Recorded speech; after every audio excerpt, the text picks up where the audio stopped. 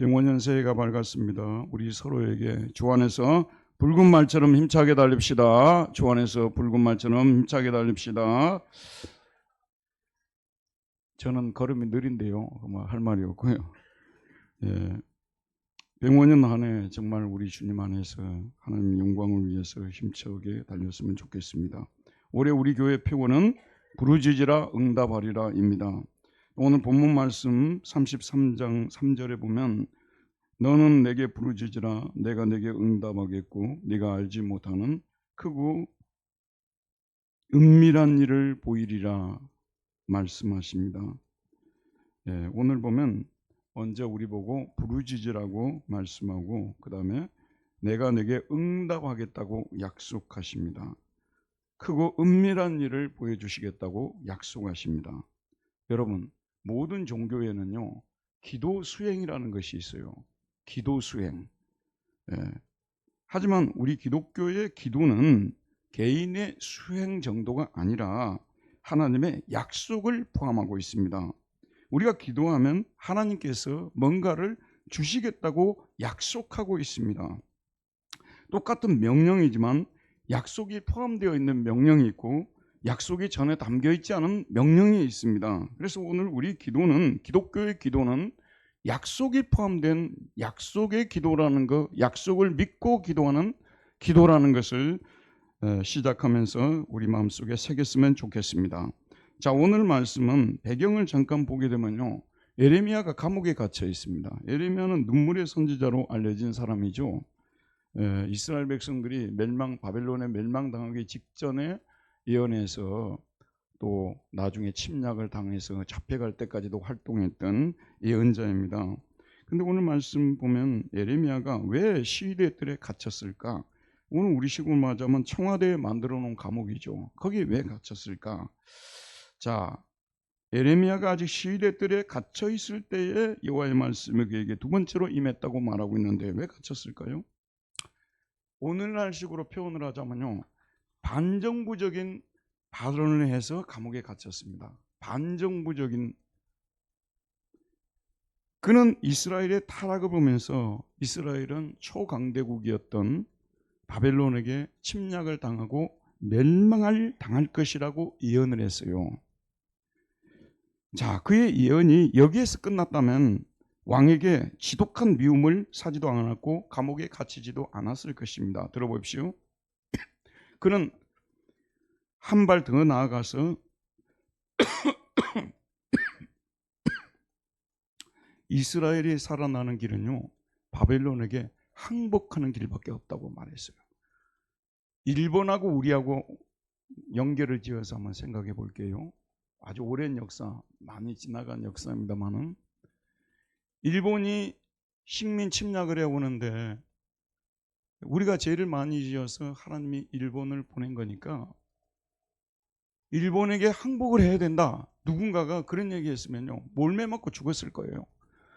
여러분, 이 교회에서 당시 예레미야는 지명도가 있는 선지자였는데 이 지명도 있는 선지자가 하는 얘기가 이 바벨론이 이거는 쳐들어오게 된 것은 하나님의 뜻이니까 바벨론에게 항복을 해야 된다, 이렇게 외쳤던 것입니다. 동시대에 활동했던 모든 선지자들은요 다 다르게 예언했어요. 아무리 그래도 하나님께서 이 세우신 이스라엘을, 왕도인 이스라엘이 멸망을 하게 둘 것 같으냐? 절대 그렇지 않다. 바벨론을 물리칠 것이고 우리는 다시 소생할 것이다. 이렇게 긍정적인 예언을 했던 것입니다. 예레미야만 그렇게 아니라고. 이게 우리가 지금 왜 그런 바벨론 침략을 받게 되었냐면 우리 잘못 때문에 그런 거라고. 우리가 잘못해서 하나님이 너무 화가 나셔가지고 바벨론을 매로서, 우리를 징계하기엔 매로 들어서 우리에게 지금 이런 침략을 허용한 것입니다. 그러니 하나님께서 드신 매를 순순히 받고 매를 맞고 하나님이 용서해 주기를 기다리고 그 용서해 주실 때 우리 다시 돌아오면 됩니다. 이렇게 예언을 하게 된 것입니다. 정말 역사, 보통 여러분 그 E.H. 카가 역사란 무엇인가라는 책을 썼지 않습니까? 그리고 그 전에 헤겔이라는 철학자가 역사에 대한 강의를 했어요. 그게 이제 역사가 무슨 의미를 갖고 누가 이 역사를 전개시키느냐. 그래서 하나님이 전개시킨다? 아니면 처음에는 물질밖에 없었다? 이런 식으로 또 유물론적으로 설명하는 역사관이 대립하고 있지 않습니까? 근데 우리 기독교 역사는요, 잘 들으십시오. 믿는 백성들을 중심으로 전개가 되고 있어요. 우리 믿는 백성들이 당연히 하나님을 잘 섬기고 경배해야 되는데, 그렇지 않을 때 하나님께서는 이방 나라들을 통해서 우리 믿는 백성들을 징계하시고 우리를 그 매를 때려서 돌이키게 만드는 역사, 이게 바로 기독교 사관 아니겠습니까? 이렇게 예레미야가 외쳤던 것입니다. 하나님께서는 하나님의 명령을 받들고 바벨론에게 항복하면 하나님께서 벌 주시는 시간이 끝난 후에는 다시 고국으로 돌아와서 농사를 짓고 젊은이들이 다시 돌아와서 혼인을 하게 될 것이라고 예언을 합니다. 자, 지금 나라가 멸망하기 직전이에요. 바벨론의 군대는 너무 어마무시했어요. 상대할 수조차 없습니다. 근데 지금 말굽 소리가 들려오는데 예레미야 예언이 뭐냐 그러면요, 분명히 우리 잡혀간다. 하지만 나중에 하나님이 돌아오게 만든다. 그리고 잡혀갔던 많은 젊은이들이 다시 돌아와가지고 혼인을 하고 농사도 짓고 그리고 땅도 사서 집도 지을 것이라고 말씀하시고요. 하나님이 내가 그 확실하다는 걸 보여주기 위해서 예레미야 보고 뭐라고 말씀하시냐 그러면 내 숙부의 밭을 사라고 말하고 있어요. 돈을 주고 숙부의 밭을 사라고 하니까 지금 이 시점에 나라가 멸망할 직전에 어떻게 돈을 주고 밭을 사라고 하느냐. 그랬지만 하나님께서 뭐라고 말씀하셨냐. 나는 전능한 하나님이라 내게 능치 못한 일이 있겠느냐. 너가 말을 안 들어서 너를 내어주겠지만 너희들을 바벨론에 보내서 벌받게 하겠지만 다시 돌이켜서 너희들을 새로 세우실 것이다. 그 증표로서 네 숙부의 밭을 사라고 하는 것이다. 그러면서 뭐라고 말하냐면요, 해와 달의 이 약정은 변할지언정 내가 너에게 한 말은 변경되지 않을 것이라고 말씀하고 계십니다. 그런데 여기에서 중요한 예레미야 30장을 넘어가면서요, 중요한 단어가 나옵니다. 그게 뭐냐면요, 새 언약이라는 말이 나옵니다. 우리 입에 딱 붙도록 하기 위해서 교회 오래 다니신 분들은 너무 쉬운 말이지만 처음 교회 오신 분들은요 모두가 당황스러운 말이에요. 그래서 여러분들 이 성경을 이해하는데 너무 중요한 단어니까 한번 따라 봅시다. 먼저 옛 언약 따라 봅시다. 옛 언약. 그 다음에 또 따라 봅시다. 새 언약. 새 언약. 이것이 성경 전체를 푸는 열쇠입니다. 자, 여러분, 지금까지 하나님은 이스라엘 백성들과 어떤 언약을 맺냐면요, 모세를 중재자라고 해가지고 너희들에게 율법을 줄 테니까 그 율법을 지키면 너희들이 복을 받고 그 다음에 율법을 지키지 않으면 너희들이 저주를 받을 것이다. 그게 모세와 맺은 옛 언약의 핵심이에요. 옛 언약의 조건이 얼른 생각하면 별것이 아닌 것 같지만 깊이 생각하면 무시무시한 약속입니다. 여러분, 본래 무슨 조건을 걸고 하는 약속들은요 상대방이 잘 안 지키기 때문에 안 지킬 것을 생각하고 조건을 거는 경우가 많아요. 이스라엘 백성들에게 이 모세 율법을 지키면이라는 이 조건을 내거는 것은요 무시무시한 것입니다. 왜냐하면 이스라엘 백성들이 아담 본성을 타고 태어났기 때문에, 아담 본성을 가지고 태어났기 때문에 공산주의, 칼막스가 소위 말해서 자본주의를 비판하고 사회주의로 이행했다가 결국은 공산주의로 갈 것이라는 유토피아 사상을 퍼뜨렸지 않습니까? 그럼 보기 좋게 실패했어요. 왜 그러냐면 인간 본성을 너무 몰랐던 거예요. 공산주의 나라들 가게 되면요 다 똑같이 월급 받는데, 그러니까 하는 눈치만 보고 일 안 하고 뭔가를 가지려고 하는, 그게 더 강하단 말이에요. 그럼 막스가 생각했던 거하고 너무 다른 거죠. 여러분, 율법이라는 것은요 인간이 지킬 수 없는 거예요. 하나님의 율법을 주신 목적은 너희가 지킬 수 없다는 것을 인정하라고 사실은 주신 거예요. 조건을 내거는 거는 뭐냐면요 못 지킨다는 것이 전제가 되어 있는 거예요. 그래서 인간의 본성 때문에 지킬 수가 없죠. 그러니까 결국은 이스라엘의 역사를 쭉 여러분 보세요. 출애굽기 이후에 여러분 사사기가 시작되잖아요. 이제 여호수아가 되고 그 다음에 사사기가 되고 그 다음에 사무엘상하, 역대상하, 쭉 이스라엘의 역사를 보게 되면요 계속 못 지켜가지고 얻어맞고 못 지켜가지고 얻어맞고 못 지켜가지고 얻어맞고, 그게 이스라엘의 역사예요. 그러다가 결국은 바벨론의 포로로 끌려가는 거. 자, 이제 바벨론의 포로로 끌려간 상태에서 하나님께서 예레미야를 통해서 말씀을 주시는데요. 이제 내가 너희들을 불쌍히 여기고 싶다. 너희들의 죄를 용서해 주고 싶다. 너희들을 내가 영원히 놓치고 싶지 않다. 너희들을 영원히 내 백성 삼아주마. 그래서 너희들과 오늘 새로운 언약, 새 언약을 맺겠다고 말씀하는데요. 여기 영어로 new 아닙니까? 이게 이제 베리트가 이게 언약이라는 말이고요. 하다샤라는 것이 new예요. 근데 여기 new는요, 옛날 그다음 새 이게 아니라 영원히 불변하는, 영원히 변경될 수 없는. 여러분 계약, 여기 지금 보험을 드신 분들이 많잖아요. 보험을 드실 때 항상 우리가 조심할 게 뭐냐면 염려가 되는 것이, 아니 이렇게 지금 좋은 보험을 소개해놓고 한 1, 2년 지나서 바꿔버리면 변경시키면 어쩔까? 그게 항상 우리에게 염려가 돼요. 그래서 그 조항을 자세히 보잖아요. 여러분 이 새 언약이라는 것은요, 그냥 뉴뿐만이 아니라 이터널이 들어가 있어요. 영원히 unchangeable, 변경될 수 없는, 영원히 변경될 수 없는 언약을 맺겠는데, 그 언약의 핵심은 뭐냐면요, 다른 어떤 율법도 여러분들에게 제시하지 않겠다. 너희들에게 말하지 않겠다. 너희들은 다만 너희들을 용서해주고 다시 받아준 나를 신뢰하는 거, 그거 외에는 아무것도 바라지 않겠다. 자, 주목하고 저를 보세요. 신뢰하면 끝나는 거예요. 신뢰 그까지 가지고 어떤 사람이 어떤 사람을 신뢰해 보세요. 다 끝난 거예요. 지키라 말할 것이 없어요. 여러분이 하나님을 진정으로 신뢰하라면요, 율법은 소용이 없는 겁니다. 왜냐하면 신뢰하는데 왜 자기가 알아서 율법 지키지 않겠어요? 문제는 신뢰를 안 하니까 조건이 들어오는 거 아니겠습니까? 그래서 이 새 언약의 핵심은요, 조건이 없어요. 하나님을 신뢰하는 그것이 조건이라면 조건인 것입니다.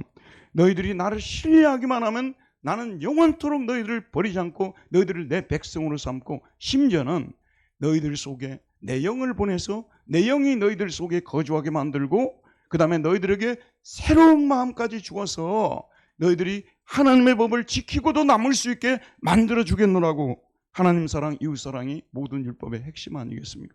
그렇게 약속을 하시는 거예요. 그런 새 언약의 시대라고 말하는데, 이 새 언약의 시대가 도래할 것에 대해서 지금 하나님께서 예레미야에게 미리 말해주는 것입니다. 자, 그러면서 이 새 언약을 주시고 그 다음에 하나님이 하시는 말씀이 뭔가가 매우 중요합니다. 우리 3절 한번 보도록 할게요. 시작. 너는 내게 부르짖으라. 내가 내게 응답하겠고 내가 알지 못하는 크고 은밀한 일을 내게 보이리라.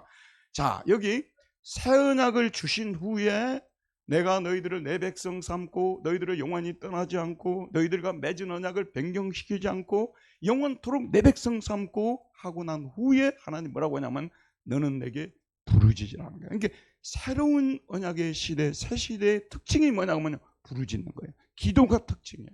옛 율법 하에서도 기도가 있었지만 그건 의무였어요. 정말 하나님 뭔가를 주겠다고 약속하시고 구하라는 기도가 아니었고요. 새 시대의 특징이 뭐냐? 바로 기도입니다. 기도. 그래서 여러분이 새 언약의 백성이 되었다면요, 그때부터 여러분에게 뭐가 열리냐면 기도가 열리기 시작해요.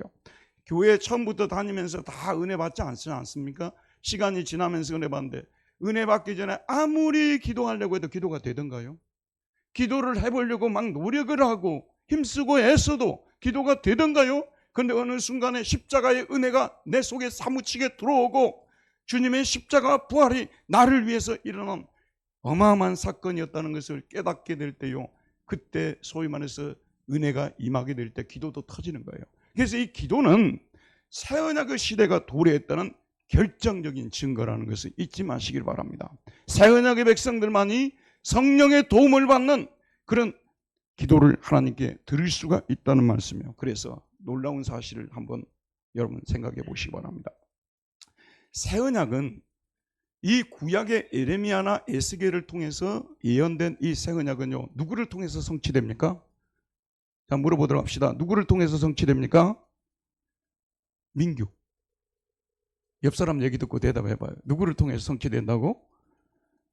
예수님을 통해서 성취가 되는 거예요. 이제 우리 민규도, 우리 청년들도 또 새해 더 하나님을 잘 믿었으면 좋겠어요. 내가 잘 믿도록 밤이나 낮이나 기도할게. 힘을 내봐요. 자, 여러분, 예수님이 새 언약을 성취시키기 위해서 이 땅에 오셨어요. 새 언약은 그 페이퍼에, 계약서에 누구의 도장이 찍어져야 되면 예수님의 도장이 찍어져야 되는데, 예수님이 자기가 흘리신 피로써 새 언약의, 새 계약의 도장을 찍으셔서 영원토록 택한 백성은 버리지 않으시고 끝까지 함께 하시고 도와주시고 그들의 기도를 들어주신다는 것을 약속한 거예요. 그런데 들어봅시다 여러분. 새 언약이 최종적으로 성취되는 것이 예수님 십자가 보혈의 피인데, 바로 그 전에 예수님께서 요한복음 14장에서 16장까지 고벨 설교를 하십니다. 고벨 설교를 해요. 내가 떠나면 너희들에게 고아와 같이 버려두지 않고 성령을 보내겠다 말씀하시고요. 놀라운 사실이 있어요. 오늘 집에 돌아가시면 꼭 찾아서 읽어보시기 바랍니다. 새해를 출발하는 여러분에게 너무 은혜로운 말씀들이 많이 담겨 있는 것이 요한복음 14장에서 16장, 너희는 마음에 근심하지 말라, 하나님을 믿으니 또 나를 믿으라, 이걸로 시작이 되잖아요. 그런데 여러분 유심히 보시기 바랍니다. 물론 예수님께서 구하라, 찾으라, 두드리라 이 말씀도 하셨고요. 주기도문도 가르치신 적이 있어요. 그런데 지금까지는 너희가 내 이름으로 아무것도 구하지 아니하였지만 구하라 받으리니 너희 기쁨이 충만하리라. 요한복음 14장에서 16장 고벨 설교에서 집중적으로 기도하면 응답해 주신다는 약속의 말씀을 주시고 있다는 거예요. 그게 뭘 의미하냐면요, 예수님을 통해서 이제 본격적으로 시작된 새 언약의 시대의 특징이 기도라는 것을 가르치고자 하는 것입니다. 여러분이 새 언약의 백성이 되는 그 순간부터요, 여러분 입에서 기도가 터져나오기 시작한다니까요. 그 전까지는 아무리 기도하려고도 기도 안 돼요. 목사님 저는 기도가 안 되는데요. 아직 십자가의 은혜가 여러분 속에 임하지 않았기 때문에 그래요. 십자가 부활의 은혜가 여러분 속에 체험이 되는 그 순간에 여러분이 기도의 문이 열려서 기도가 막 되어지는 거예요. 오늘 우리 이정성 권사님처럼 힘있게 기도하게 되는 거예요. 임장로님은 좋으시겠어요. 이렇게 힘있게 기도하는 분이 계신. 이렇게 힘있게 기도하는 것이 새 시대가 임했다는 표지가 되는 것입니다. 새 시대가 임했다는 표지가 되는 것이에요. 저와 여러분 모두는 어느 시대에 살고 있습니까? 새 언약의 시대에 살고 있죠. 왜 그렇습니까? 예수님을 영접했기 때문에 저와 여러분 모두는 새 언약의 시대에 살고 있는 줄 믿습니다. 우리 옆 사람에게 당신은 새 언약의 시대에 살고 있습니다. 인사 한번 나눕시다. 당신은 새 언약의 시대에 살고 있습니다. 그러면 우리는요 기도할 수 있어요. 왜냐하면 약속이 되어 있어요. 이 새 언약의 시대에 있는 사람들에게 하나님께서는 기도하라고 말씀하셨고 기도하시면 응답해 주시겠다고 약속하고 있습니다. 이 점이 오늘 설교에서 매우 중요한 포인트고요. 여러분이 기도를 들어주신다는 이건 새 언약 때문에, 예수 십자가 때문에 가능한 거예요. 그래서 우리는 기도할 때 새 언약을 이루신 예수의 이름으로 항상 하나님께 구해야 돼요. 그냥 기도하면 안 됩니다. 예수의 이름으로 누구에게 또한 구하라고 말하고 있습니까? 하나님께 구하라고 말씀하고 있습니다. 자, 오늘 말씀 너는 내게 부르짖으라고 말하고 있어요. 하나님 아버지께, 천지를 지으신 하나님께 부르짖으라고 말씀하고 있습니다. 자, 그런데 그 하나님을 누구로 소개하는지 보도록 합시다. 우리 2절 말씀 큰 소리로 한번 읽어보도록 합시다. 시작. 이를 행하시는 여호와, 그것을 만들며 성취하시는 여호와, 그 이름을 여호와라는 이가 이와 같이 이르노라. 이를 행하시는 여호와. 코아마라 아도나이가 뭐냐면 이렇게 말씀하셨다. 여호와께서 이렇게 말씀하셨다. 중요한 진리를 전달을 할 때 예언자들이 쓰는 전형적인 그런 표현 방법이에요. 코아마라 아도나이, 여호와께서 이렇게 말씀하셨다. 철학자 니체가 이 말을 도용해가지고 가져가가지고 짜라투스트라는 이렇게 말했다. 그게 여기서 나온 거예요. 중요한 예언자들이 중요한 내용을 가르칠 때 여호와께서 이렇게 말씀하셨다. 자, 하나님에 대해서 뭐라고 소개하냐면요, 첫 번째는 아도나이 오샤라고 소개합니다. 아도나이 오샤, 일을 행하시는 여호와. 아도나이 오샤, 영어로 말하자면 플래닝 가드입니다. 계획하시는 하나님이에요. 그 다음에 두 번째로 뭐냐면 그것을 만들며, 만든다는 말을 쓰는데 포밍 가드입니다. 형태를 부여하는 어떤 일을 계획했는데 하나씩 건물을 지어가는, 폼을 만들어 가시는 포밍 가드. 그 다음에 라하키나를 쓰고 있습니다. 그것은 성취하시는 여호와, establishing God입니다. 그것은 이제 움직일 수 없게끔 확정하시는 하나님, planning God, forming God, establishing God를 라고 고백하고 있습니다. 일을 계획하시고 일을 어떻게 추진할 줄을 아시고 그리고 그 일을 완성하시는 하나님, 그 이름이 야훼라고 말하고 있습니다. 자, 그러면 이제 좀 더 구체적으로 하나님이 우리에 대해서 세우는, 이스라엘에 대해서 세우는 계획이 무엇일까요?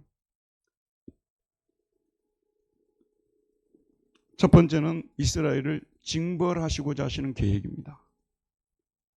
여러분이나 저나요, 죄를 짓고 매를 맞아야 돼요. 죄를 지었는데도 매도 안 맞고 용서받으면요, 똑같은 일을 반복합니다. 그래서 하나님은 우리를 고치기 위해서 사용하시는 소위 갱신 프로그램 속에는요, 반드시 징벌이 들어가 있어요. 그 징벌할 때는 어떤 현상이 나타나는 줄 아세요? 주목해서 들으세요.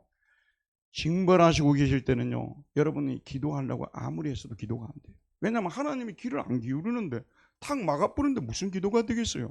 목사님 기도가 안 됩니다. 그러면 여러분 우리 자신을 돌아봐야 돼요. 우리가 하나님 앞에 회개할 것이 있는지, 그 회개할 것을 토설해야 됩니다. 이것이 갱신의 첫 번째 단계고요. 그 다음에 두 번째, 회복시키는 일입니다. 재건시키는 일입니다. 항상 하나님은 이 징벌하시고 회복시키시고, 왜냐하면 왜 하나님이 징벌하셔야 되냐면 하나님의 성품 중에 가장 중요한 성품 중에 하나가 공의의 성품이기 때문에 징벌하시지 않고 용서해주면 공의의 성품이 무너져 버린 거예요. 그 다음에 징벌만 하시고 용서하지 않으시면 사랑의 성품이 무너지는 것입니다. 이거는 두 기둥과 같이 하나님의 성품을 바치고 있는데 이 중에 하나라도 무너지면 안 됩니다. 그래서 우리를 갱신시킬 때도, 우리를 새롭게 만들 때도 먼저 하나님께서 우리를 심판하시고 징벌하시는 일을 하시는 거예요. 그런 다음에 하나님이 우리를 그대로 두시지 않으시고 회복을 시키는 이거예요. 여러분, 저와 여러분에 대해서 하나님께서 새해 가지고 계신 계획이 뭘까? 그 계획이 다양하겠죠. 하지만은 확실한 게 뭐냐면 우리의 잘못된 부분들을 도려내게 만드시고 뉘우치게 만들고 우리를 하나님이 기뻐하는 더 좋은 사람들로 세워가시는, 이것이 올해 출발하는 저와 여러분에 대해서 가지고 계신 하나님의 계획인 줄 믿습니다. 자, 이렇게 일을 행하시는 여호와, 그것을 만들며 성취하시는 여호와, 그의 이름을 여호와라는 이가 이와 같이 이르시도다. 너는 그 다음에 뭐라고 했어요? 내게 부르짖으라. 이제 더 이상 왔다 갔다 하지 말고 내게 부르짖으라. 이스라엘 백성들은요, 여호와는 산의 신이고 이 농사를 잘 되게 만드는 전답의 신이 뭐냐? 바알신이라고 믿었어요. 그래서 그들은 어떤 때는 하나님을 향하여 부르짖고요, 어떤 때는 또 이방신들에게 바알과 아스토르에게 부르짖고, 하나님이 역겨울 정도로 이렇게 두 마음을 품고 살았어요. 아니, 하나님을 믿는 사람들이면 하나님을 향하여 부르짖어야 되는데, 아니, 남편하고 결혼했으면 남편에게만 얘기를 해야 되는데, 어려운 일이 생기면 다른 남편에 가서 항상 이야기를 할 때 호세아서에서 나오듯이 하나님이 얼마나 고통스럽겠습니까? 이스라엘은요, 늘 이랬어요. 저와 여러분도요, 현실의 신을 뿌리치기가 매우 어렵습니다. 너무너무 어려워요.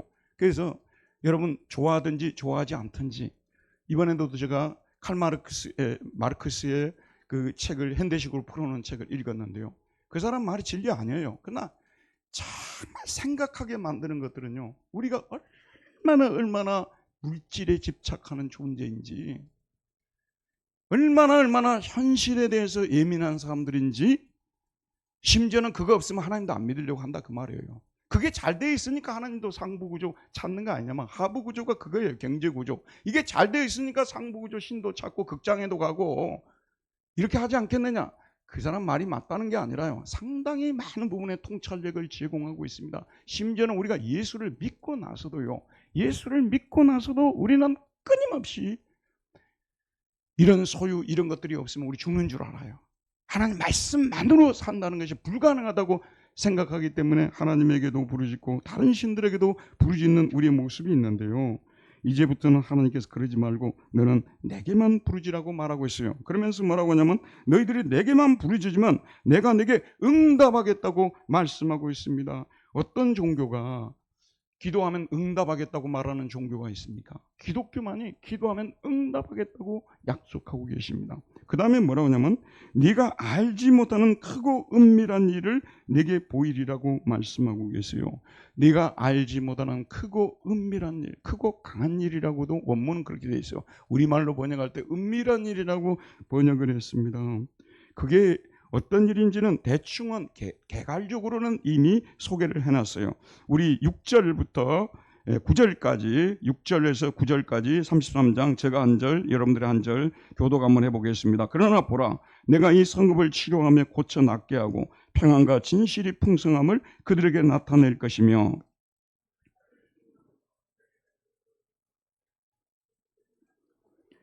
내가 그들을 내게 범한 그 모든 죄악에서 정하게 하며 그들이 내게 범하며 행한 모든 죄악을 사할 것이라. 이 성읍이 세계 열방 앞에서 나의 기쁜 이름이 될 것이며 찬송과 영광이 될 것이요 그들은 내가 이 백성이 베푼 모든 복을 들을 것이요 내가 이 성읍에 베푼 모든 복과 모든 평안으로 말미암아 두려움에 떨리라. 하나님이 보여주실 은밀한 일이라는 것이 뭐냐면요, 이스라엘이 복역이 끝난 후에 다시 돌아와서 정착하고 새로운 나라를 건국할 것이라는 그런 뜻이에요. 그러나 저와 여러분에게 적용을 시켜보면요, 우리에게 하나님이 약속하신 크고 은밀한 일은 아무튼 하나님께서 주신 복된 일이라는 거예요. 결코 나쁜 일이 아니고 좋은 일이라고 말씀하고 있습니다. 새 언약의 시대에서는요, 하나님이 우리에게 나쁜 거 약속하지 않아요. 반드시 좋은 것만 약속하는 것이 새 언약의 시대입니다. 옛 언약의 시대는요, 하나님이 두 손을 들고 잘하면 복을 주고 잘하지 않으면 저주를 내리겠다. 이게 옛 언약이에요. 새 언약은 뭐냐면 한 손밖에 안 되는 거예요. 누구든지 나를 믿는 자는 복을 주겠다. 이게 새 언약이에요. 자, 저와 여러분에게 하나님이 오늘 새해를 출발하는 시점에서 내가 너희들에게 2026년 크고 은밀한 일을 보여줄게. 그게 개괄적으로는 하나님이 정말 우리에게 좋은 일을, 전에 내가 몰랐던 일을 보여주실란가 보다. 우리가 아는 것은 거기밖에 없어요.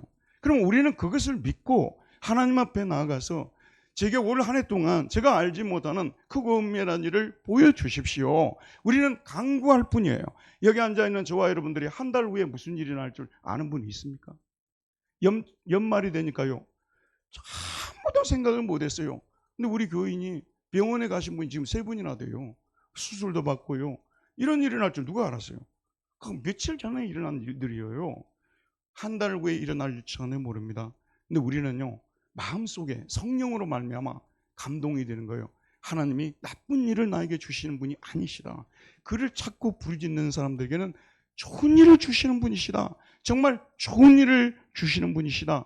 이것이 우리는 믿어질 뿐입니다. 자, 그러면 우리가 할 일은 무엇이겠습니까? 하나님 앞에 나가서 크고 은밀한 일을 보여줄 것을 믿고 우리가 하나님께 간구하는 일이 우리가 해야 될 일입니다. 그런데 하나님은요, 제가 넷플릭스 드라마를 최근에 좀 안 보고 있습니다만은 아주 좋아하는 드라마를 기다리면서 본 적이 있어요. 그러면 이 넷플릭스 드라마가 어떻게 펼쳐지냐면 일단 딱 예고가 딱 됩니다. 그러면 이제 1화를 딱 보잖아요. 그러면 또 예고로 들어갑니다. 그러면 또 2화를 또 기다려가지고 또 봅니다. 3화를 기다립니다. 하나님께서 크고 은밀한 일을 우리에게 보여주실 때 넷플릭스 드라마 공개하듯이 우리에게 공개하신다는 게 중요해요. 저는 여러분도 인생 살다 보면요, 하나님 잘 믿으려고 했지만 실수하는 시간들이 있잖아요. 저는 대학교 다닐 때 건방기가 들어가지고 제가 아르바이트를 하러 다녔는데 여러분은 모르실 거예요. 서울에는 명동이 제일 유명합니다만 광주에는 충장로가 제일 유명해요.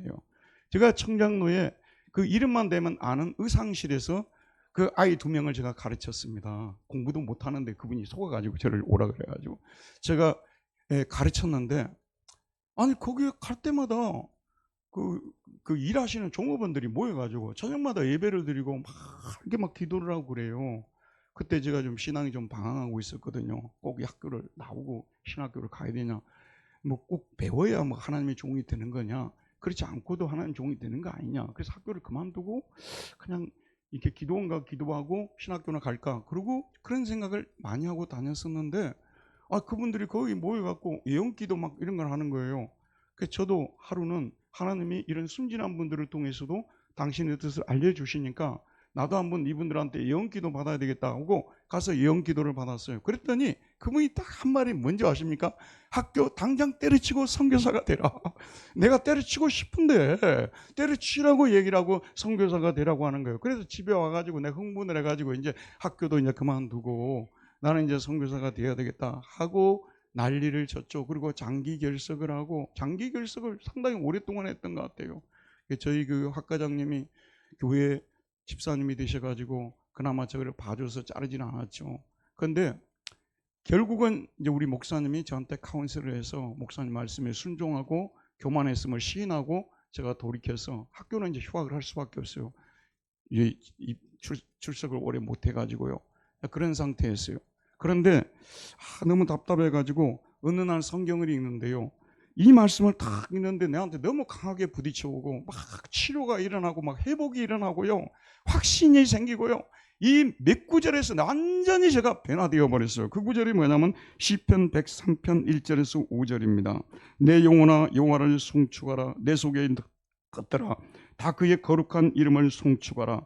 내 영혼아 여호와를 송축하며 그의 모든 은택을 잊지 말지어다. 그가 내 모든 죄악을 사하시며 내 모든 죄악을 사하시며 내 모든 병을 고치시며, 그때 제가 소화가 되지 않아서 굉장히 힘들었거든요. 내 모든 병을 고치시며 내 생명을 파멸해서 속량하시고, 완전 파멸 상태 아니에요? 속량하시고 인자와 긍휼로 관까지 씌워주시고 좋은 것으로 내 소원을 만족하게 하사 내 청춘을 독수리같이 새롭게 하시는도다. 이 말씀인데 진짜 그대로 일어날 것 같아요. 제가 용서되었다는 느낌이 오고요. 그 다음에 내 병이 고쳐졌다는 느낌이 오고, 그 뒤로 이 위와 관계에서는 약을 먹지 않습니다. 놀랍게 이게 하나님이 고쳐주신 거예요. 그리고 내 생명을 파멸해서 속량하시고 다시 복하게 했어요. 인자와 긍휼로 간을 씌우시고 내 청춘으로 독수리같이 새롭게 하시는도다. 이렇게 하나님이 저 인생을 고쳐가시더라고요. 근데 하나님이 행하시는 일들이, 여기 앉아 계신 분들 지난날 다 이렇게 한번 돌아가서 파노라마처럼 여러분의 인생을 되돌려서 한번 보시기 바랍니다. 다시 일화로 가가지고 보시기 바랍니다. 하나님이 어떤 분이신 줄 아십니까? 계획을 가지고 플래닝 가드고 포밍 가드고 이스태블리싱 가드예요. 저는요, 보세요 여러분, 고등학교 다닐 때 고등학교 진학을 했는데, 예전에는, 지금은 좀 다를 거예요. 고등학교 가게 되면 제2 예국어 선택이 있습니다. 이게 어떤 학교는 불어를 선택하고요, 주로 여학교들은 불어를 선택했어요. 남학교들은 뭘 선택했겠어요? 독어 선택했죠. 장로님 뭐 선택했어요? 독일어요. 데어데스댐덴 아시겠네요. 데어데스댐덴 디데어디 다스데스댐 다스 디데어덴데 막 이런 거 하잖아요. 아니 그런데 제가 고등학교 독일을 갔는데 독일어를 제가 너무 잘하는 거예요. 근데 그때 또 선생님이 기가 막힌 분이 오셨어요. 저는 저기 시골에서 고등학교를 나왔기 때문에 좀 실력 있는 선생님들이 잘 안 오거든요. 아니 근데 그분이 서울대 출신이에요. 독일 선생님이. 그리고 너무 점잖은 분이시고 모든 분의 존경을 받고 있어요. 근데 이분이 가끔씩 저한테 와가지고 너 독일어 잘한다 그럼 말도 안 해요. 다 저한테 서가지고 와가지고 저를 다 응시하고 쳐다봐요. 이게 속으로 나는 좋아 죽겠죠. 선생님 나를 사랑하는구나, 나를 주목해서 보는구나. 독일을 더 열심히 했어요. 그래서 제가 어문계열로 대학을 들어갔는데요, 2학년 때 과진입을 합니다. 영어교육과 독어, 중국어, 국어, 이게 일본어 막 이렇게 선택을 하는데, 아니 내 마음속에서 뭐 고민할 게 있느냐, 나는 독일을 좋아하니까 독일을 선택해야 되겠다 해서 제가 영어교육과 갈 수 있는 충분한 실력이 있었지만 도고교육과를 제가 선택을 했어요. 또 목사가 되면 독일어를 하는 게 좋다더라. 여러분 저를 보세요. 이때 세상에서 요즘 쓰는 표현은 신의 한 수 아닙니까? 넷플릭스 드라마 같아요. 내가 고등학교 때 독일어를 안 했으면 제가 뭐하러 독일로 유학을 갔겠습니까? 독일 유학 갔다 오게 되면 큰 교회도 못 맡아요. 그래서 제가 큰 교회 못 맡잖아요. 이 망하는 길이에요. 독일로 가면요. 그런데 뭐하러 제가 독일로 갔겠어요? 그 독일 선생님을 만나가지고 사랑의 지도를 받고, 그래서 이 독일어를 전공하고 하다 보니까 자연스럽게 독일로 가게 됐는데, 아니 또 이 나라에 가니까 너무너무 감사한 것이 뭔 줄 아십니까? 학비를 한 푼도 안 받아요. 제가 16년 동안 있었지만 학비 한 푼도 안 받습니다. 조금 받는데 그거는요, 우리 전철이나 버스 이용하는 이거 이용권으로 주는 것 푸셔요. 하나님이 여러분의 인생도 돌이켜 보시기 바랍니다. 하나님은요 다 각본을 써가지고 1화부터 공개하고 가는 거예요. 때로는 여러분들이 표류할 때도 있었고 때로는 잘못된 방향으로 갈 수도 있었겠죠. 그러나 하나님이 저와 여러분에게 가진 계획은요, 정말 좋은 계획인 줄 믿습니다. 아멘. 문제는 하나님이 그 모든 플랜을 한꺼번에 보여주지 않는다는 것입니다. 그렇기 때문에 우리는 어떻게 해야 되겠습니까? 하나님이 좋은 것을 올 한 해 동안도 넷플릭스 공개하듯이 공개해 주실 것을 바라면서 믿고 하나님 앞에 너는 내게 부르짖으라 내게 네가 응답하였고 크고 비밀한 일을 내게 보이시라, 이 약속의 말씀을 믿고 하나님께 기도하는 거예요. 다른 때도 우리가 기도 열심히 했습니다만 올 한 해 동안은 우리 교회가 더 열심히 기도해서 정말 2026년 하나님이 내게 보여주시고 하나님이 내게 주신 선물들이 너무나 놀랍다고 연말에 가서 간증할 수 있는 저와 여러분 되시기를 주의 이름으로 축원드립니다. 은혜로우신 하나님, 오늘도 우리 아버지는 너는 내게 부르짖으라 내가 내게 응답하겠고 크고 은밀한 일을 내게 보이리라.